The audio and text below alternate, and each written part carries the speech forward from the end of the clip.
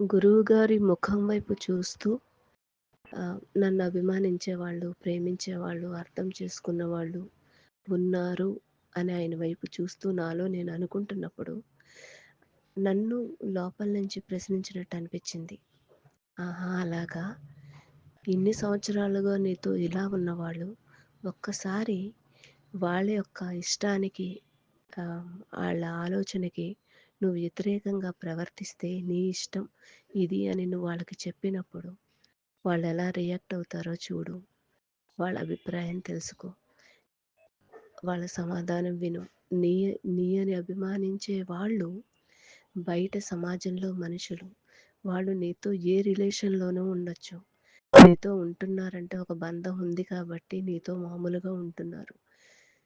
ఒకవేళ నువ్వేం చేసినా వాళ్ళు చూసి ఊరుకున్నారు అంటే నువ్వు ఇంట్లో దానివి కాబట్టి చిన్న మందలింపుగా ఒక మాట చెప్పి ఊరుకుంటారు. 1, 2 సార్లు చెప్తారు. అదే బయట వాళ్ళ విషయానికొస్తే ఆ మనిషిని వదిలేస్తారు. ఎవరు నీ వాళ్ళు అనేది ఏమి ఉండదు. నువ్వు వాళ్ళకి పెద్దవాళ్ళు, నా వాళ్ళు అని విలువ, గౌరవం ఇచ్చినంత వరకు దాన్ని కాపాడుకుంటూ నువ్వు జీవించి ఉన్నంతకాలం అదే చేయాలి అని చెప్పారు. అర్థమయ్యింది. పరిశీలించి చూశాను.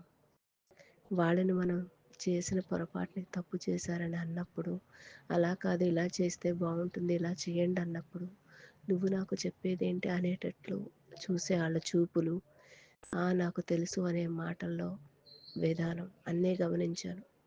గురువుగారి దయ వల్ల బంధాల్లో ఇరుక్కుంటున్నాం అనుకున్నప్పుడు ఈ విషయం గుర్తొస్తే సరిపోతుంది. చాలా సంతోషంగా ఉంది గురువుగారు. ఓం శ్రీ గురు రమణ.